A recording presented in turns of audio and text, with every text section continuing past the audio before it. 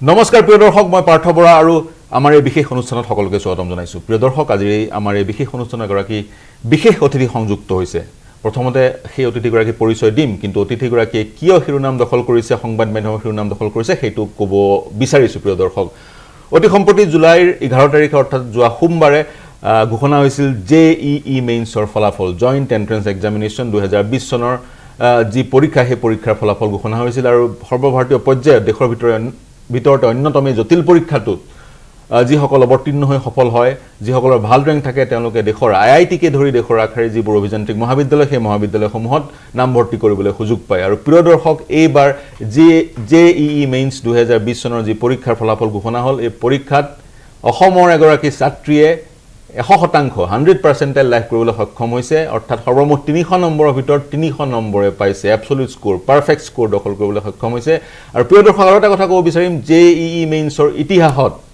তেনেকুৱা ঘটনা দুবাৰ ঘটিছে ছাত্ৰীয়ে 300ৰ ভিতৰত 300 বা 100% পোৱা ঘটনা দুবাৰ ঘটিছে এইবাৰ এইটো দ্বিতীয়টো ঘটনা এগৰাকী অসমৰ গুৱাহাটীৰ এগৰাকী ছাত্ৰীয়ে সেই 300ৰ ভিতৰত 300 নম্বৰ পাবলৈ সক্ষম হৈছে সোমবাৰে শিৰোনাম দখল কৰিছিল কিন্তু পোনপটীয়াকৈ আজি সেই গৰাকী ছাত্ৰী আমাৰ ষ্টুডিঅ'ত উপস্থিত হৈছে আমাৰ সৈতে সংযুক্ত হৈছে ছাত্ৰীগৰাকীয়ে কেনেদৰে পঢ়িছিলে বা এই যাত্ৰা তেওঁৰ কেনে ধৰণৰ আছিল সেই কথা জানিব চেষ্টা কৰিম স্নেহা ছাত্ৰীগৰাকীৰ নাম স্নেহা পাৰিক সকলোৰে পৰিচিত নাম পুনৰ চিনাকি কৰাই দিছো সোমবাৰৰ পৰা এক হাউসহোল্ড নামলৈ পৰিণত হৈছে স্নেহা পাৰিক স্নেহা আমাৰ সৈতে সংযুক্ত হৈছে স্নেহাৰ mentor Brajesh Yadav centre head এলএনৰ যি ঘাই চেণ্টাৰ গুৱাহাটী চেণ্টাৰ আইআইটিৰ কোচিঙৰ কাৰণে ছাত্ৰ ছাত্ৰীসকলক প্ৰস্তুতি কোচিঙৰ যি সহায় আগবঢ়ায় এই চেণ্টাৰটোৰ চেণ্টাৰ হেড আমাৰ সৈতে সংযুক্ত হৈছে ব্ৰজেশ যাদৱ আৰু ঘৰৰ মেন্টৰ পিতৃ ৰাজীৱ পাৰিক আমাৰ সৈতে সংযুক্ত হৈছে আৰু মাতৃ সৰিতা পাৰিকো আমাৰ ষ্টুডিঅ'ত আমাৰ সৈতে সংযুক্ত হৈছে প্ৰথমে সকলোকে স্বাগতম জনাইছো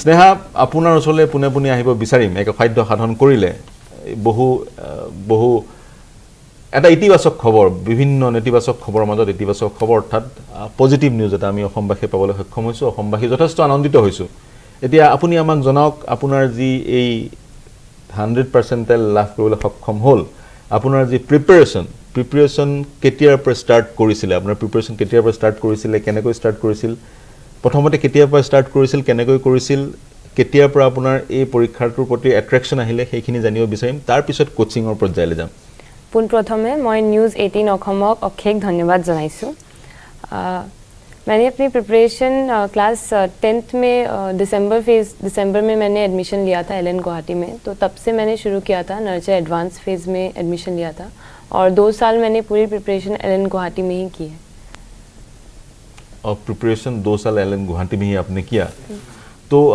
आपको कब लगा कि इस एग्ज़ाम के लिए आपको जुड़ जाना चाहिए इस एग्ज़ाम के लिए आपको प्रिपरेशन करना चाहिए आपको आईआईटी में दाखिला आपका सपना कब से बना क्यों इंजीनियर बनना चाहती थी आप मैंने जब गूगल के बारे में सुना था तो मेरा इंटरेस्ट कंप्यूटर साइंस में जागा था तो तब से मैंने सोचा था कि मुझे कंप्यूटर साइंस ब्रांच लेना है और आईआईटीज़ के थ्रू कंप्यूटर साइंस ब्रांच बहुत अच्छा मतलब उसके आगे का फ्यूचर बहुत अच्छा है तो इसलिए फिर मैंने आईआईटी में जाने का सोचा और उसके लिए ये एंट्रेंस एग्ज़ाम देने का मैंने तय किया ये 300 आउट ऑफ 300 ये कैसे पॉसिबल हुआ क्या कैसे पढ़ते थे आप मतलब दिस इज समथिंग हम लोग सब खुश हैं आसाम गुवाहाटी की लड़की ने ये एक मुकाम हासिल किया है कैसे हुआ ये कैसे प्रिपरेशन करते थे 24 घंटे में पढ़ाई कितने घंटे होते थे पढ़ाई मैं नॉर्मल स्टूडेंट की तरह ही करती थी बस एक चीज़ था कि टीचर्स जो भी कहते थे मैं उसे फॉलो करती थी मतलब टीचर्स ने बोल दिया एलएन के टीचर्स जो भी एडवाइस देते थे जो भी गाइडलाइंस देते थे कि ये सब आपको कंप्लीट करना है तो मैं उसे कंप्लीट करती थी मतलब कुछ भी हो जाए पहले मेरा मेन प्रायोरिटी यही रहता था कि जो हमें असाइनमेंट्स दिए गए हैं उसे कंप्लीट करना है और मैंने हमेशा हर दिन अपना 100% देने की कोशिश की तो उसके कारण ये रिजल्ट आया फिर भी एक टाइमिंग बताएंगे कितना टाइम पढ़ना पड़ता है टाइमिंग ऐसे फिक्स नहीं था मैं जितना मैक्सिमम हो पाता था मैं उतना पढ़ती थी बट 11 to 12 आवर्स डेली होने से अच्छा है कोचिंग को इंक्लूड करके কোচিঙক অন্তৰ্ভুক্ত কৰি 11 ঘণ্টাৰ পৰা 12 ঘণ্টাৰ পঢ়া অৰ্থাৎ এটা প্ৰয়াস লাগিব এটা সপোন দেখিবলৈ হলে কষ্ট কৰিব লাগিব নিৰবিচ্ছিন্নভাৱে যি দশম শ্ৰেণী একাদশ শ্ৰেণী দ্বাদশ শ্ৰেণী 3টা বছৰ দিব লাগিব তেতিয়াহে এই ধৰণৰ যি ফলাফল এই ধৰণৰ ফলাফল সম্ভৱ হয় স্নেহা और एक चीज पूछना आपका स्कूल कौन सा था स्कूल साया आरएनएस एकेडमी 11-12 में। अच्छा, स्कूल का जो सिलेबस है उसको भी साथ साथ एकेलगे आगबढ़ाई निब तो लागिबई, उसको भी ले जाना पड़ेगा, तो कैसे संभव होता था दोनों? मेंस के प्रिपरेशन में 3 सब्जेक्ट फिजिक्स केमिस्ट्री मैथ्स है, वो तो मेंस के प्रिपरेशन में हो ही जाता था, स्कूल का एनसीईआरटी भी कवर हो ही जाता था साथ में, तो उसके लिए अलग से पढ़ने की ज़रूरत नहीं होती थी। और बाकी जो 2 अदर सब्जेक्ट्स होते हैं उसके लिए आप बोर्ड्स के पहले टाइम निकाल सकते हैं, या साथ साथ में भी मैं कभी कभी इंग्लिश, अगर मुझे थोड़ा माइंड फ्रेश करना होता था तो मैं इंग्लिश पढ़ लेती थी। अच्छा। और मेरा अदर सब्जेक्ट फिजिकल एजुकेशन था, तो वो मैंने बोर्ड से 2 महीना पहले मैंने उसे पढ़ा और उसमें स्कोर हो पाता है आराम से। अच्छा, स्कोर हो पाता है, लेकिन एक सवाल मैं फिर ब्रजेश जी आपके पास जाऊंगा, आखिरी सवाल आपको पूछ लेता हूँ, फिर आपके पास आऊँगा। मैं पुनः रहीम, एनसीईआरटी के बारे में आपने बोला, और स्कूल में जो भी, मतलब मेरा सवाल ये है, क्लास 12 का रिजल्ट कितना इम्पोर्टेंट है? क्योंकि आपको 300 में से 300 मिल ही गया, you will get the best IITs of the country, computer science भी शायद आपको मतलब मिल ही जाएगा। तो इन सब के बीच 12वीं की जो रिजल्ट है वो कितना इम्पोर्टेंट रहता है, 12वीं की सिलेबस कितना इम्पोर्टेंट रहता है? जब हम जेई मेंस के प्रिपरेशन करते हैं तो हमारे जो क्लासेस होते हैं उसमें स्टार्टिंग के लेक्चर्स में एनसीईआरटी कवर हो ही जाता है, जो बोर्ड्स लेवल का चाहिए होता है। उसके बाद जेई मेंस में हम एडवांस लेवल की क्वेश्चंस करते हैं, तो उससे एनसीईआरटी की क्वेश्चंस जो भी बोर्ड्स में आते हैं वो हमसे आराम से हो जाएंगे सॉल्व। और जेई मेंस के लिए पहले 75% से ऊपर लाना ज़रूरी होता था, जेई मेंस मतलब बोर्ड्स में 75% से अबव आना ज़रूरी होता था, बट कोविड के कारण ये क्राइटेरिया भी अभी हटा दिया गया है। तो जो भी बच्चा अगर सिंसियरली जेई मेंस की प्रिपरेशन करेगा तो उसके आराम से 80-85% मार्क्स बोर्ड्स में आ ही जाएंगे, तो उसकी अलग से हमें चिंता करने की ज़रूरत नहीं। अर्थात जी सिलेबास আছে দশম আৰু বিশেষকৈ একাদশৰ দ্বাদশ শ্ৰেণীৰ সিলেবাস, সেই সিলেবাসখিনি এক প্ৰকাৰ ফাউণ্ডেশ্যন বুলি ক'ব পাৰি সেইবোৰ এণ্ট্ৰেন্স টেষ্টৰ কাৰণে, কিন্তু তাৰ ওপৰত আমি এডভান্স প্ৰিপাৰেশ্যন কৰিব লাগিব। মই ব্ৰজেশ ইয়াদৱ আপোনাৰ ওচৰলৈ যাব বিচাৰিম। আপোনালোকৰ যি প্ৰতিষ্ঠানটোৱে বহু বছৰ ধৰি মেণ্টৰ কৰি আছে, मेंटर कर रहे हैं बच्चों को, गुवाहाटी के बच्चों को, ताकि आईआईटी में दाखिला हो बच्चों का, अच्छे अच्छे देश के इंजीनियरिंग कॉलेज में दाखिला हो। तो शुरुआत कैसे होता है बच्चों को कहाँ से पिक करते हैं? आप लोगों का एक अलग एंट्रेंस एग्जाम होता है, do you pick them early, like 8 class 8 class 7 से बच्चे को पिक करके आप मेंटरिंग करना शुरू करते हैं, कैसे करते हैं? सबसे पहले तो धन्यवाद न्यूज़ 18 को। इसमें सर हमारे साथ ऐसा होता है कि हम लोग क्लास 11th में जो बच्चे हमसे जुड़ते हैं, तो हमारे एलन का इंटरनल टेस्ट होता है, एलन स्कॉलरशिप टेस्ट, उसमें हम बच्चों को अपेयर कराते हैं, और बच्चे जब उसमें अपेयर होते हैं तो स्कॉलरशिप के जरिए हमें दिख जाते हैं कि बच्चे में किस तरह का पोटेंशियल है, और डे 1 से ही हमारे पास एक बच्चे का पहला पोटेंशियल हमें पता हो जाता है with the basis of scholarship. Sneha के साथ भी ऐसा ही हमारे पास हुआ, she got scholarship in that entrance also, तो उससे हमें आइडिया लग गया कि स्नेहा के अंदर पोटेंशियल है, तो हमने स्नेहा के बहुत ध्यान दिया, और नॉट ओनली स्नेहा, सभी बच्चों पर ध्यान दिया। स्नेहा के बैच के अंदर जितने भी बच्चे थे वो सारे बच्चे काफ़ी अच्छे हैं, और उनको हमने पढ़ाया, और पढ़ाते वक्त हम स्पेशल अटेंशन देना शुरू किया कि ये बच्चे और आगे अच्छा हो सकते हैं, क्योंकि एलन गुवाहाटी 2019 में हमने यहाँ पे प्रारंभ किया है, और 2019 से हमारी एक विशेष एक जिज्ञासा रही है कि हम नॉर्थ ईस्ट के अंदर भी इस तरह का रिज़ल्ट ले आए जो पैन इंडिया लेवल पे जो रिज़ल्ट्स आते रहे उसके बराबर हो जाए, एट पार हो जाए। ये हमारी टीम की ज़िद थी, और बच्चों में भी हम इस तरीके से लगन लगा करके हम लोग लगे, ताकि यहाँ का एजुकेशन लेवल में हम एक उस लेवल तक चले आए जो इंटायर इंडिया पे होता है। तो ये भावना हमने बच्चों में जगाया कि देखो आप यहाँ तो आप अच्छे कर रहे हो, नॉट ओनली आप इस रीज़न में अच्छे कर रहे हो, बट हमें चाहिए कि आप पैन इंडिया लेवल पे आपका रिजल्ट अच्छा हो। तो उसके लिए बच्चों को अवेयर कराते रहते थे। जब भी बच्चे गलती करते थे तो उनके टेस्ट के मार्क्स को हम देख करके उनको गाइड करते थे कि आपको अभी और पढ़ना है, क्योंकि बच्चों को पता नहीं होता है कि पैन इंडिया लेवल पे कितनी कंपटीशन है। जो हमारे एलन के ही और भी सेंटर्स हैं, जैसे कोटा है, जयपुर है, चंडीगढ़ है, बैंगलोर है, भुवनेश्वर है, सीकर है, पुणे है, नागपुर है, तो हमारी आपस में डिस्कशन होते थे, तो बच्चों का कंपैरिजन होता था।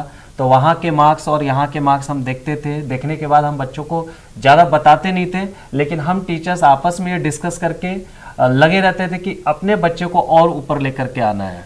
तो इस तरीके से हम इनको गाइड करते हुए आए और अल्टीमेटली बच्चे ने आज सपना साकार किया। फिलहाल आप और लोगों का 300 सेंटर अभी 300 फिलहाल आप लोगों का सेंटर अभी गुवाहाटी में भी है, लेकिन ऐसे बहुत सारे बच्चे, टैलेंटेड बच्चे गुवाहाटी के बाहर भी हो सकते हैं, नौगांव हो गया, बाहर जो सिटीज़ हैं या टाउन से हो सकते हैं, तो वहाँ से भी बच्चों को ट्रेन, वहाँ उस सब शहर के बच्चों को भी या गांव के बच्चों को भी ट्रेन कराने का आप लोगों का है? बिल्कुल सपना है सर। नॉर्थ ईस्ट पूरा रीजन को हम कोशिश करेंगे कवर अप करें। जो भी बच्चे हमसे अभी मार्गदर्शन नहीं ले पा रहे हैं उनसे रिक्वेस्ट है कि गुवाहाटी आए और मार्गदर्शन लें। हम सभी बच्चों को उचित मार्गदर्शन देना चाहते हैं। हम चाहते हैं कि नॉर्थ ईस्ट का जो भी बच्चा है वो पैन इंडिया लेवल पे शाइन करे। जी बिल्कुल। আৰু যি 300 ভিতৰত 300 পাইছে স্নেহাই আমাৰ সৈতে এক্সক্লুচিভলি সংযুক্ত হৈছে। ইনস্পিৰেশ্যন হ'ব বেলেগ যিসকল ছাত্ৰ ছাত্ৰী যিসকলে সপোন দেখিছে সেই জেই মেইনছৰ পৰীক্ষাত অৱতীৰ্ণ হৈ সফল হোৱাৰ এক ইনস্পিৰেশ্যন হিচাপে আত্মপ্ৰকাশ কৰিছে স্নেহা পাৰিকে। 300ৰ ভিতৰত 300 নম্বৰ পাই 100% পাৰ্চেণ্টাইল পাই এক সুখৰ খবৰ গুৱাহাটীৰ ছাত্ৰী। মই মাতৃ সৰিতা পাৰিক আপোনাৰ ওচৰলৈ আহিব বিচাৰিম, आपके पास जाना चाहेंगे। तो आपका कैसा रहा सरिता के साथ? आप भी जुड़ गए थे। हमेशा देखा जाता है बच्चों का जब ऐसा रहता है प्रिपरेशन, हार्डकोर प्रिपरेशन, सुबह जल्दी उठते हैं, फिर शाम, फिर पूरा दिन पढ़ाई। आपने कैसे सहयोग किया? आपने आपको कैसे ढाला इन सब सिचुएशन में? सबसे पहले तो न्यूज़ 18 का धन्यवाद। मैंने इसका ध्यान रखा कि ये कोई भी तरह से डिस्टर्ब ना हो, इसका पढ़ाई रेगुलर होते रहे, और इसने मेहनत की है। प्लस एलन वाले टीचर्स लोगों ने इसको बहुत सपोर्ट किया है। इसका कोई भी रिक्वायरमेंट उन्होंने तुरंत उसको पूरा किया। इसको बच्चों लोगों के साथ में जब सब बातें करते हैं तो उनके साथ में इसका पढ़ाई नहीं होता, तो उन्होंने इसको अलग से कैबिन भी दिया कि तुम अलग से पढ़ो, तुमको किसी भी तरह का कोई भी दिक्कत हो तो एलन के टीचर्स लोग तुरंत खड़े हैं, तुम उनको बोलो, तुम्हारा जो भी प्रॉब्लम होगा तुरंत दूर होगा। और उन्होंने ऐसा किया। मैडम वो ठीक है, एलन ने काफ़ी मेंटरिंग में एलन का काफ़ी they have contributed a lot. घर में माहौल कैसा होता है? घर में कैसा होता है? जब ये मैं जानना चाहूँगा ब्रजेश जी, एलन में कितना टाइम बिताती थी? एलन में सुबह 8 बजे से रात 8 बजे तक काम करी। संडे भी टेस्ट होते थे। संडे टेस्ट होते थे। सो सुबह 8 बजे से शाम को 8 बजे 12 घंटा। घर में रह के 12 घंटा। उस 12 घंटे में आप लोग कैसे एनकरेज करते थे? जैसे ये सुबह 4 बजे उठती है तो हाँ, तो मैं इसके साथ ही उठ जाती हूँ। उठ के इसको जो भी चाय वाय देना हो, और फिर ये अपना पढ़ाई करती है। जब नाश्ते का टाइम होता है तो नाश्ता जिस टाइम ये फिक्स 7:15 बजे नाश्ता करती है, तो उस टाइम चाहे कोई भी काम हो, इसका नाश्ता टेबल पे 7:15 बजे आ जाएगा। और उसके बाद 7:45 बजे ये एलन के लिए निकल ही जाती है। बस मेरा इतना ही है। नहीं मतलब स्नेहा IIT में अगर एडमिशन स्नेहा का हो गया तो आपका भी हो गया, वही है। तो बिल्कुल। राजीव जी आप बताइए, अच्छा तो लगा ही होगा, बिटिया ने इतना अच्छा रिजल्ट किया है। सर्वप्रथम धन्यवाद जनाइछु न्यूज 18 याते पैसा यादे। तो घर में आप क्या करते हैं? मैं बिजनेसमैन हूँ, मैं गारमेंट्स का बिजनेस। अच्छा, আপোনাৰ গাৰ্মেণ্টৰ বিজনেছ আছে। ঘৰখনত সেই শৈক্ষিক পৰিৱেশ বা স্নেহাই এগৰাকী অভিযন্তা ইঞ্জিনিয়াৰ হ'ব বা সেই শৈক্ষিক পৰিৱেশটো দিয়াৰ ধাৰণাটো কেনেকৈ আহিল? शुरू में इसकी पढ़ाई अच्छी थी, नो डाउट। ये सेंट मेरी से पढ़ रही थी और पढ़ाई में शुरू से ही इंटेलिजेंट थी, लेकिन ये साइंस लेगी हमें भी विश्वास नहीं था, क्योंकि हमारे फैमिली बैकग्राउंड में कोई साइंस वाले नहीं है। कॉमर्स का ही इंटरेस्ट था और कॉमर्स ही लेगी। 8th क्लास तक कॉमर्स के प्रति ही हमारी रुचि थी कि कॉमर्स लेंगे। लेकिन इस क्षेत्र में जाने के लिए इनके 2 जन बहुत खास हैं। एक इनके चाचा जो हैं, वो शुरू से इनके पीछे थे कि नहीं हम तुम्हें साइंस लेना है। और उसके बाद में इनके एक साइंस टीचर ज्वाइन किए थे 10th क्लास में। वो इनकी एक पर्सनल इंटरेस्ट साइंस के प्रति जगाए, और इनकी जो रुचि थी और इनकी जो सफलता साइंस में देख रहे थे, तो उनका गाइडलाइन रहा कि आप जेई, जैसे भी आप जेई करो, और इस एग्ज़ाम के थ्रू आप इंजीनियरिंग लाइन में अब जाओ। वो भी डॉक्टरी लाइन में इनको प्रेफर नहीं किया। इनकी मैथ्स स्ट्रॉन्ग थी और शुरू से इसको बायोलॉजी की इंटरेस्ट नहीं थी। तो वो 2 जन इनके खास रहे, और वो 2 जन ही इनको मोटिवेट किए कि नहीं आपको इसी लाइन में जाना, क्योंकि हमारे परिवार में कोई भी इस लाइन से नहीं था। हम भी पर्सनली थे कि कॉमर्स में ही जाना है। কমাৰ্চ হয়। তো সেইটো এটা কথা ইয়াৰ পৰা ওলাই পৰে, তেওঁ পৰিয়ালত যিহেতু কৈছে, ৰাজীৱ পাৰিকে কৈছে তেওঁ পৰিয়ালত সকলোৱে কমাৰ্চে পঢ়ে, কিন্তু টেলেণ্টটো চিনাক্ত কৰা, সৰুতে তেওঁৰ স্নেহাৰ খুৰাক সেই টেলেণ্টটো চিনাক্ত কৰি যি পৰামৰ্শ আগবঢ়ালে সেই পৰামৰ্শত আজি স্নেহা সফল হ'ল। গতিকে আমাক এনে পৰিৱেশ লাগে, এনে কিছু লোক লাগে যিয়ে পৰিয়ালটোত এগৰাকী ছাত্ৰী সপ্তম বা অষ্টম শ্ৰেণীত এগৰাকী ছাত্ৰীৰ ধাউতি ক'ত আছে সেয়া চিনাক্ত কৰি এটা বিচাৰিম। আপুনি ইতিমধ্যে কৈছে गूगल देख के गूगल के बारे में सुन के गूगल देख के आपको कंप्यूटर इंजीनियरिंग में रुचि आगे आई। तो मैं अखबार में आपके बारे में पढ़ रहा था, आपको इंजीनियर भी बनना है और देश सेवा, सर्विस, नेशन को सर्विस देना है। तो ऐसा क्या हो सकता है कि इंजीनियरिंग ख़त्म करने के बाद आपका इंटरेस्ट फिर आपको फिर IAS वगैरह में आपको इंटरेस्ट आ जाए? कभी सोचा है? अभी तक तो सोचा नहीं है। मुझे कंप्यूटर साइंस की फील्ड में ही देश के लिए कुछ करना है। ऐसा नहीं है कि IAS बनने से ही देश के लिए कुछ कर सकते हैं। हर फील्ड में हम देश के लिए कुछ ना कुछ तो कर ही सकते हैं। तो मुझे कंप्यूटर साइंस फील्ड में ही जाना है, टेक्निकल फील्ड में ही कुछ करना है देश के लिए। तो वो कैसा हो सकता है? कुछ इनोवेशन, कुछ रिसर्च, कुछ नया इनोवेशन जो बहुत हेल्प करेगा फ्यूचर में। बहुत हेल्प करो। खासकर देखा जाता है, मान लीजिए IIT में जो बच्चे एडमिशन लेते हैं, IIT पास करने के बाद विदेश चले जाते हैं, US वगैरह चले जाते हैं। गूगल का हेड ऑफिस तो US में ही है। तो आपका क्या व्यूज़ है? देश में रह के देश का सेवा करना है या फिर इंजीनियरिंग ख़त्म करके फिर IIM वगैरह से MBA करके फिर चिड़िया उड़ गई? नहीं, चिड़िया तो नहीं उड़ेगी चिड़िया यहीं पे रहेगी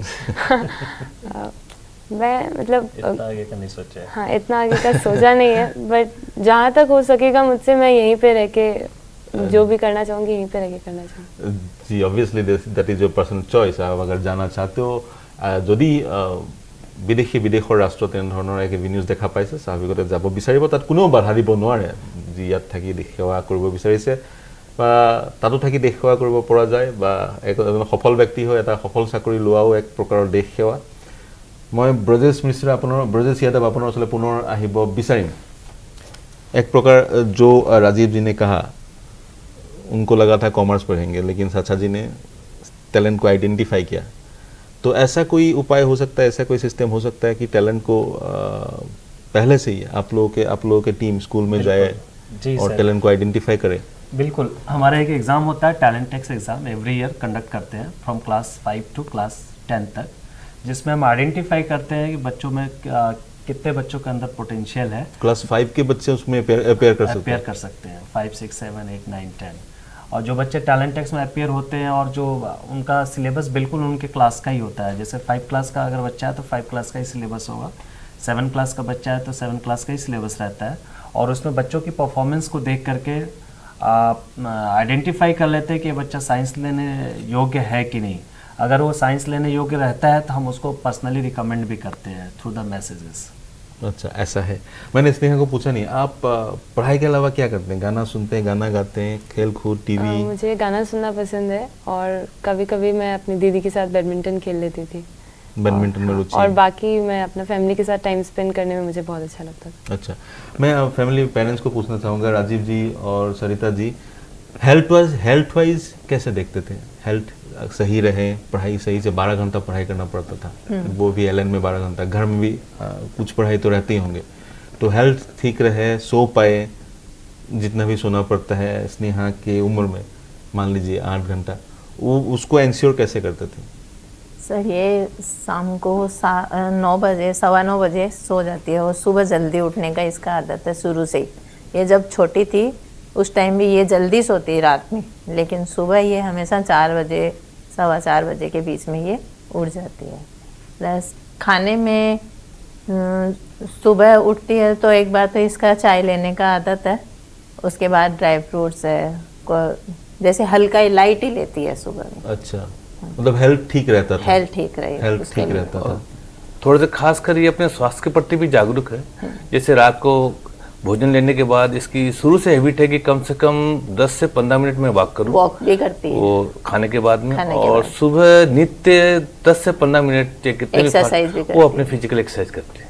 सुबह सुबह उठने के बाद में 15 से 20 मिनट आसन इनका जो रेगुलर है, कम से कम 10 से 15 minute regular. I think that is very important, है ना, दैट इज वेरी इंपॉर्टेंट, आजकल क्योंकि के बच्चों में ये बहुत दो ज़रूरत चीज है, और क्योंकि बच्चे जनरली फास्ट फूड की तरफ अट्रैक्ट होते हैं। स्नेहा के अंदर ऐसा बिल्कुल नहीं है, क्योंकि एलन पे भी ये कैंटीन वगैरह में खाती है तो अमूल दूध वगैरह लेकर के हाँ, बस वो इतना ही नॉर्मल रहती है। बाकी बच्चों की तरह ऐसा नहीं है कि फास्ट फूड की तरफ गई, चिप्स उठा ली, मतलब आप मेंटर कर रहे हैं काफी टाइम से, कितना इंपॉर्टेंट है ये, कुछ एक्सरसाइज करें बिल्कुल बच्चे। सर, हम क्लासेस के अंदर भी सभी बच्चों को ये बताते हैं कि बच्चों कम से कम 15 मिनट्स का आपका कोई सा भी एक्सरसाइज हो, योगा प्राणायाम आप कर सकते हैं, और कभी भी टाइम आपको मिले, चाहे मॉर्निंग आवर्स में कर सकते हैं या इवनिंग आवर्स में कर सकते हैं। और इवनिंग आवर्स में खाना खाने के बाद, जैसे सर ने अभी बताया कि खाना खाने के बाद तो 15 मिनट वॉक सबके लिए ज़रूरी है, नॉट ओनली बच्चे, हम लोग भी आपस टीचर भी बात करते हैं कि हम लोग भी अपन भी 15 मिनट का रोज का वॉकिंग रहना चाहिए। रोज का वॉकिंग वो आप लोग एंश्योर करते ये हैं? रेगुलर, मतलब कभी भी मिस नहीं होती। भोजन लेने के बाद रात को 15 मिनट से 20 मिनट डेली खाना खाने के तुरंत बाद ही है वो। और एक स्नेहा आपसे एक चीज पूछना चाह रहे थे, आप पढ़ाई में 10वीं में अपने एलन में कोचिंग शुरू कर दिया आपने, तो आपको 12 घंटा आपने बताया 12 घंटा एलन में रहना पड़ता है, उसके बाद घर में पढ़ाई।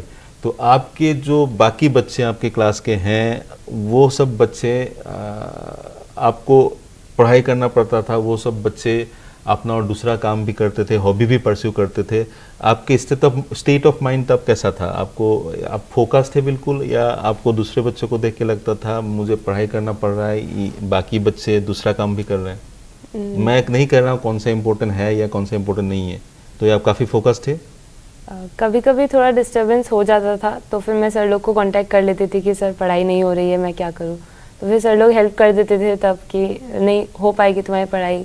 मुझे अलग से केबिन भी दिया था, जब मैं मतलब बहुत ज़्यादा मुझे अच्छा नहीं लग रहा था कि सब बच्चों के साथ मिलके पढ़ना लास्ट स्टेज में, तब मुझे एक केबिन दे दिया गया था।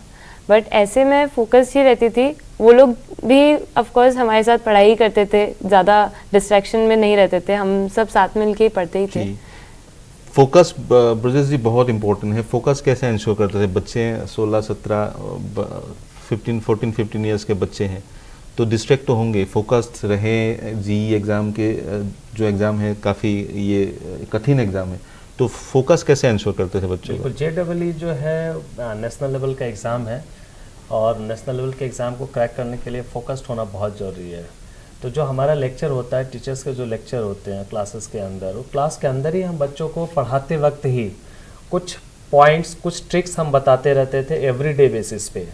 हमें पता है कि आज का होमवर्क देने के बाद बच्चे का थोड़ा डिस्ट्रैक्शन होगा, क्योंकि प्रॉब्लम्स ज़्यादा है, तो बच्चों को हम पहले ही मोटिवेट करके जाते थे कि अगर कोई इस पूरे होमवर्क को कंप्लीट कर दिया, या फिर कुछ चैलेंजिंग प्रॉब्लम्स जब इनको हम देते थे तो बोलते थे कि ये अगर करके ले आए तो अगले दिन आपको चॉकलेट मिलेगा।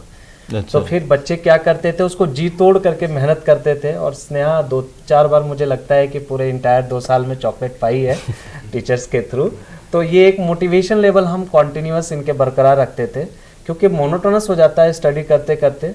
तो इस चीज़ को बरकरार रखने के लिए हम डेली बेसिस पे नहीं करते थे, बाई वीकली या 3 वीक के बाद या मंथ में एक बार, ताकि पूरे मंथ में बच्चों के अंदर आग लगी रहे और अपने टारगेट को ना भूले और टारगेट को अचीव करें।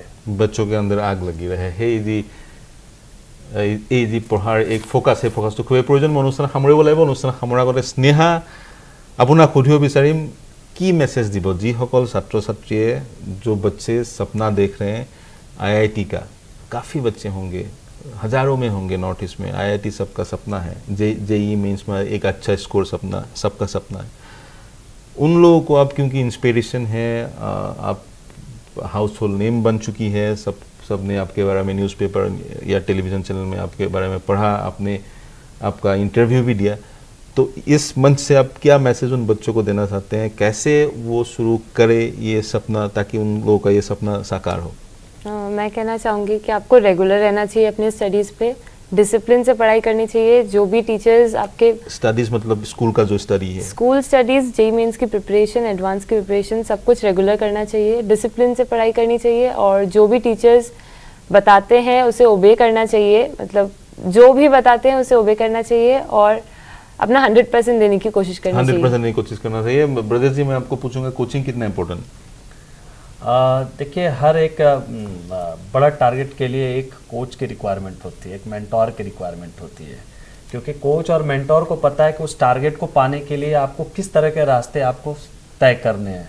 सफ़र बड़ा थोड़ा सा कटीला है, सफ़र में बहुत सारे ऐसे भी वक्त आते हैं जहां बच्चा गिरता है, लेकिन एक कोच और मेंटोर को पहले पता है कि बच्चा जो है इस स्टेज के बाद गिरेगा, तो वहाँ वो खड़ा होता है कि जैसे ही गिरेगा हाथ पकड़ लेना है, और जैसे ही बच्चा गिरता हाथ पकड़ते हैं, उसको सहारा देते हैं, तो फिर उस तरह के टारगेट पे वो अपना एम करके उसको पा लेता है। इसलिए मेरे हिसाब से कोच और मेंटर की रिक्वायरमेंट होती है, क्योंकि नॉट ओनली एजुकेशन, आप स्पोर्ट्स में भी देखें तो सबके कोई ना कोई कोच होते हैं जो उसको लगातार उसके साथ चलते हैं। एक सपना जो बच्चे का सपना होता है, पेरेंट्स का सपना होता है, वही सपना उस कोच का होता है, यानी उससे भी कोच एक आगे का देख चुका होता है और देखता है, सोचता है, बोलता नहीं है, बताता नहीं है, लेकिन जब जिस दिन वो अचीव होता है उस दिन कोच बोलता है कि नहीं ये सपना तो हमने बहुत पहले से ही बुना था, तो वो टारगेट हमें मिल जाता है। जी, कोचिंग प्रयोजन, कोचिंगे এটা দিশা দিয়ে যিগৰাকী ছাত্ৰ ছাত্ৰীয়ে আইআইটিত যোৱাৰ সপোন দেখিছে।